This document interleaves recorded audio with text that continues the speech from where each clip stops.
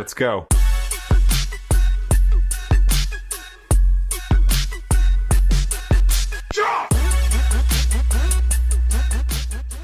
Halo bro, kembali lagi bersama gue di Jambu Film. Asik dikit lagi lebaran. Gimana puasa kalian? Apakah aman? Semoga kalian tidak mokel minum es cekek di pinggir jalan, oke? Pada kesempatan kali ini, gue akan membahas alur cerita film perkopetan lagi yang berjudul Night Watch Demon Are Forever tahun 2023. Film ini mengisahkan seorang kewes bernama Emma yang nekat bekerja shift malam di kamar mayat guna mencari tahu sosok psikopat yang telah membuat ibu dan ayahnya trauma selama 30 tahun. Oke lah, daripada kebanyakan cacicu bau jigong, mending kita masuk saja ke alur ceritanya. Oh iya, kalau kalian suka dengan channel ini, jangan lupa subscribe ya, biar gak ketinggalan video menarik lainnya.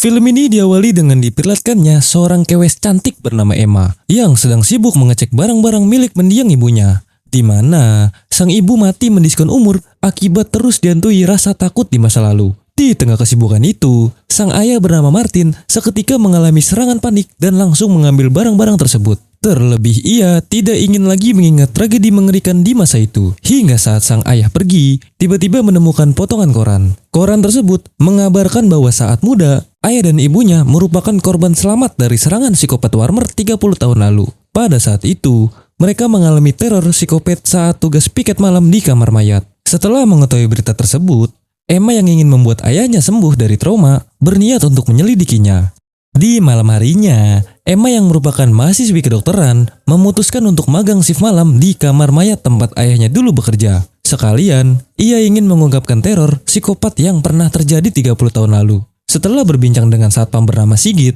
Emma yang mengaku direkomendasi oleh Dr. Boyke langsung diajak room tour terlebih dulu.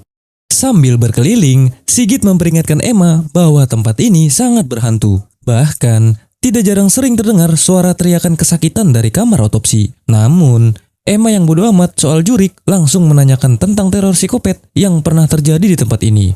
Meski risih membahasnya, Sigit berkata bahwa teror psikopat pisau cutter memang pernah terjadi di tempat ini. Menurut kabar dan Cenah, psikopat itu dikatakan memiliki ilmu rawat cubluk karena mau dieksekusi bagaimanapun, ia tidak bisa akan mati. Kini, Cenah psikopat itu sedang ditahan di sebuah penjara RSJ. Hingga setelah room tour selesai, Sigit meminta Emma untuk mempersiapkan diri sebelum mulai bekerja besok di tempat ini. Ja, hvis der er noget. Di malam berikutnya, Emma memberitahu ayahnya bahwa dirinya bertugas di kamar mayat tempat di mana ayahnya dulu bekerja. Dan malam ini, aku akan pergi bertugas shift malam. Mendengar hal itu, seketika Martin kembali merasakan ketakutan yang mendalam. De gamle.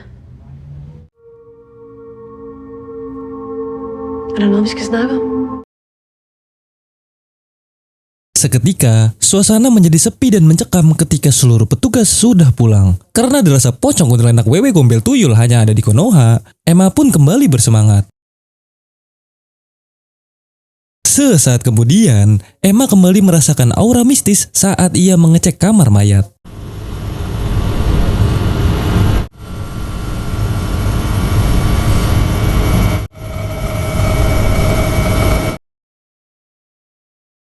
Hingga saat mengecek ruang otopsi, tiba-tiba saja Emma mendengar suara jeritan seorang wanita.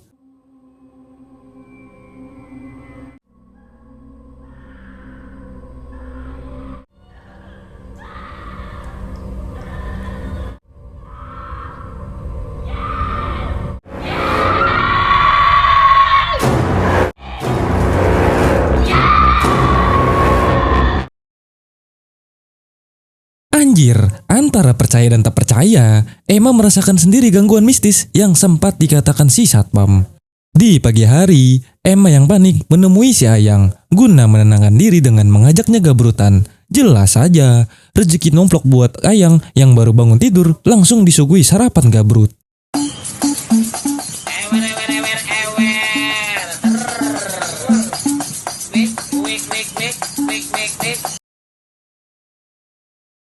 Setelah gabrutan yang tak lebih dari 1 menit, Emma yang mulai rileks akhirnya bercerita.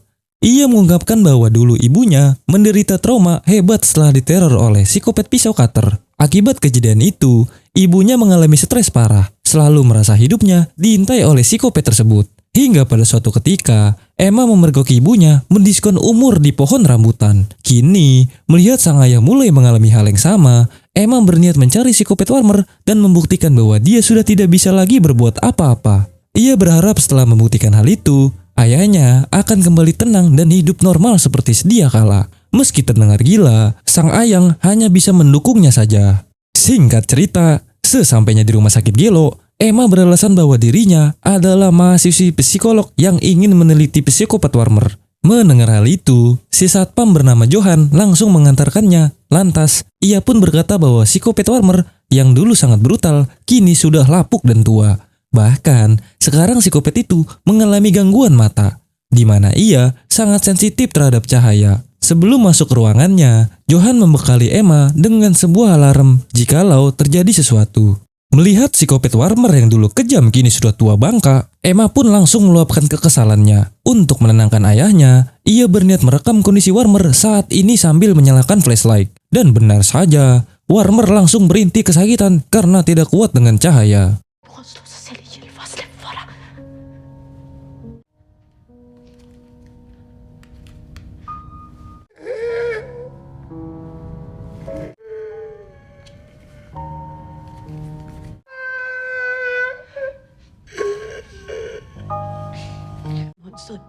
Som altid har forfulgt jer, som altid har forfulgt mig. Se, hvor scary. Menneske. Mendengar alarm berbunyi, Emma yang merasa cukup memutuskan untuk segera pulang. Namun, seketika ia panik saat pintu tiba-tiba terkunci. Sambil memanggil bantuan, Emma heran saat melihat sesuatu di rak. Namun, tanpa ia sadari, Warmer berusaha menghampirinya dengan langkah senyap.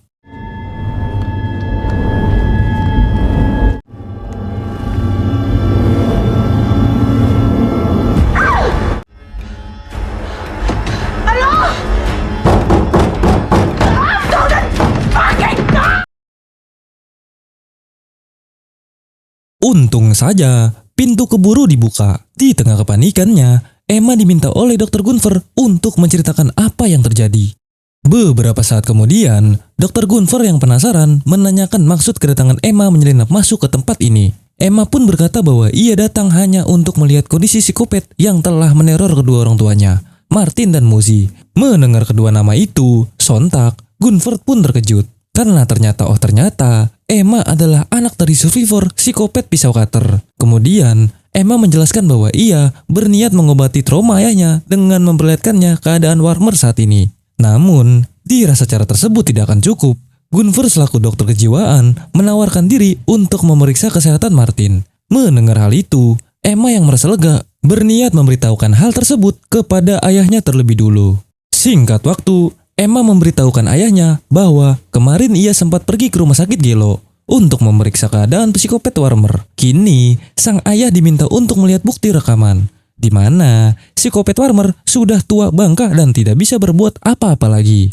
Setelah memperlihatkan video itu, Emma meminta ayahnya untuk hidup dengan tenang dan melupakan segala trauma di masa lalu. Tak hanya itu, seorang dokter bernama Gunfer juga bersedia membantu memulihkan kondisi Martin.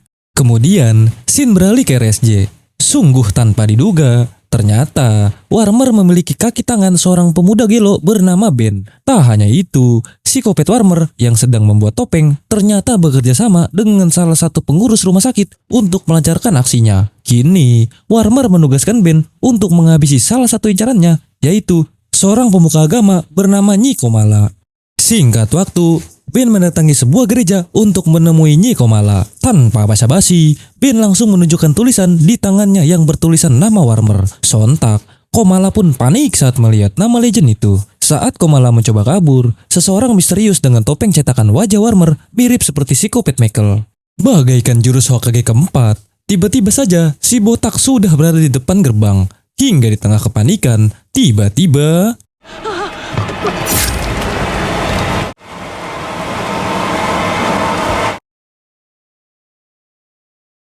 singkat waktu, si botak Ben terlihat santuy setelah membuang mayat Komala di tengah keramaian. Singkat waktu, scene beralih pada Emma. Ia yang sedang bekerja pun heran saat melihat beberapa dokter dan kepolisian datang ke kamar mayat. Di ruangan otopsi, mereka pun berkata jika luka pada jasad ini sudah dipastikan merupakan ulah psikopat Carter. Lantas, mereka pun khawatir jika saat ini Warmer telah kabur dari RSJ. Akan tetapi, seorang detektif bernama Karmer membantahnya karena saat ini psikopat itu sedang dikurung. Namun, seperti yang kita tahu, ada oknum dan kaki tangan yang telah membantu Warmer melanjutkan aksi psikopatnya. Beberapa saat kemudian, Emma yang khawatir pada ayahnya meminta tolong pada Maria untuk menggantikannya berjaga sementara waktu. Maria pun diingatkan jika tugasnya hanya menunggu sambil mencatat beberapa laporan. Dirasa mudah, Maria meminta Emma untuk segera pulang saja. Namun, tanpa mereka sadari, Ben yang tiba di kamar mayat bersiap melakukan sesuatu. Kemudian, scene beralih pada seorang jompo bernama Kentung yang baru pulang kumpul kebo bersama circle laki-lakinya.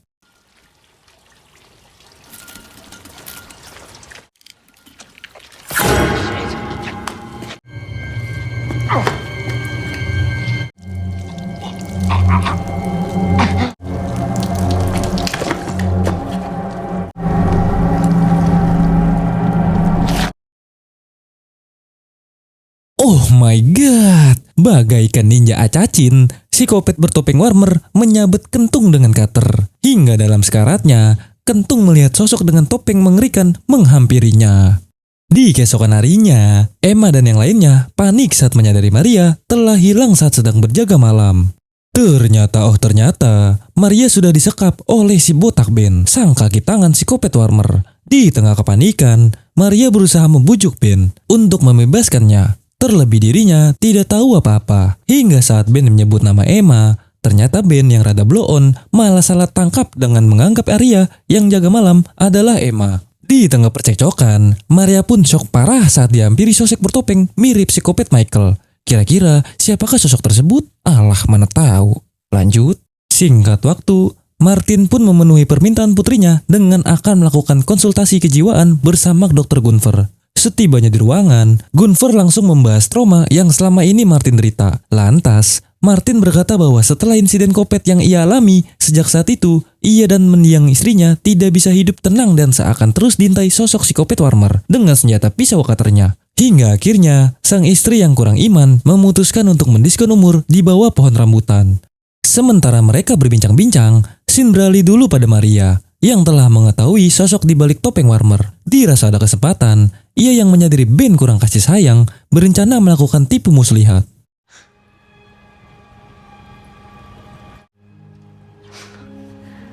Wow. Som en änglemus.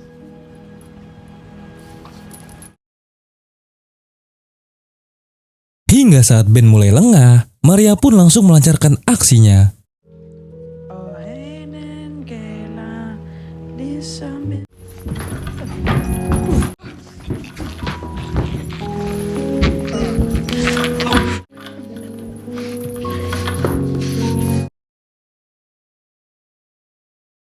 Akhirnya, Ben si kaki tangan kopet pun modar di pangkek rantai acu.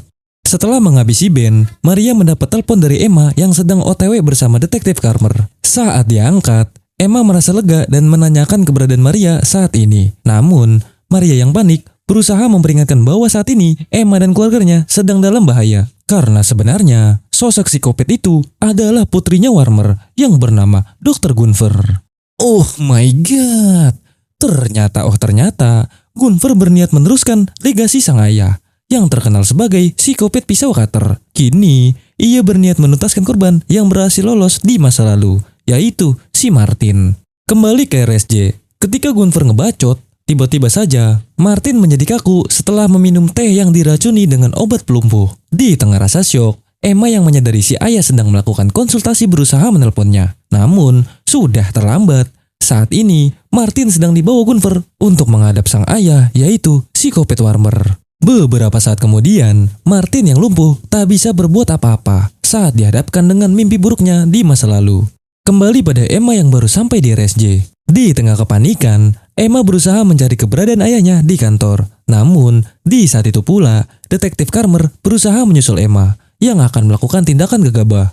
Hingga saat bertemu dengan Gunfer, detektif Karmer berkata jika Gunfer akan ia tahan atas tuduhan pembunuhan. Du skal ikke være her. Du skal gå. Det er ikke nødvendigt. Jeg er jo ikke din fjende. Fjern den!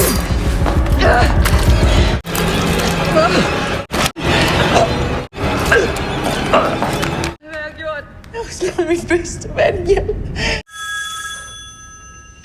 Hvorfor har du min fars telefon? Oh my god. Betapa syoknya Emma saat menyadari jika perkataan Maria terbukti benar. Kembali pada Martin yang akan menjalani treatment kopet di tengah kelumpuhannya. Ia pun berusaha kembali menggerakkan tubuhnya. Namun, untungnya Warmer yang kini buta hanya bisa mengandalkan pendengarannya. Di saat itu pula, Warmer berkata bahwa Martin sudah ditakdirkan mati di tangannya, di mana kegagalan 30 tahun lalu ia anggap sebagai aib dari reputasi kopetnya. Der du. Sid nu stille. Slæg dig.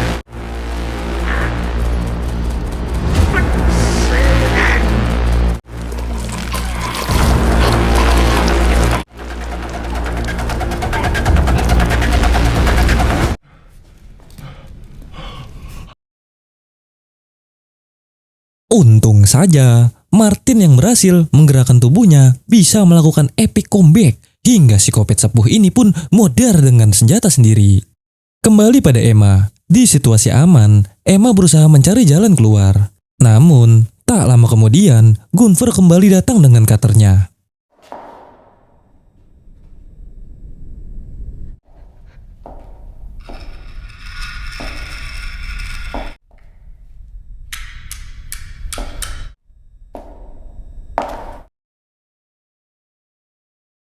Melihat ayahnya baik-baik saja, mereka pun tinggal mencari jalan keluar.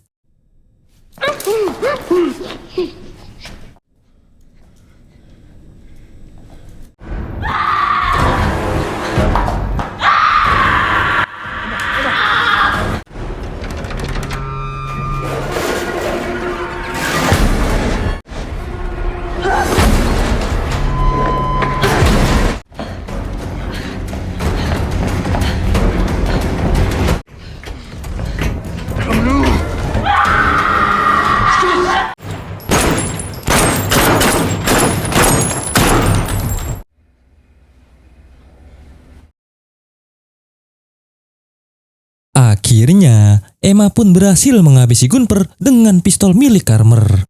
Beberapa saat kemudian, mereka yang berhasil dievakuasi merasa lega, karena mulai sekarang, teror kopet cutter telah berakhir selamanya. Singkat cerita, Martil dan Circle Emma terlihat berlibur di pantai. Di saat itu pula, Emma pun merasa lega saat melihat senyum cerah di wajah ayahnya, yang kini sudah terlepas dari rasa takut akan si kopet cutter.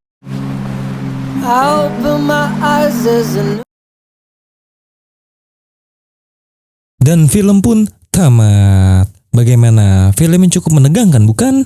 Intinya, si kopet Warmer yang gagal menghabisi Martin 30 tahun lalu merasa memiliki hutang yang belum terbayarkan. Meski sudah tua, ia tidak kehilangan akal dan memutuskan putrinya Gunvor serta si botak Ben yang kurang kasih sayang untuk melancarkan aksinya. Namun, untungnya Martin dan Emma berhasil menghentikan semua itu. Hingga akhirnya Martin bisa terbebas dari rasa trauma yang selama ini membebani hidupnya.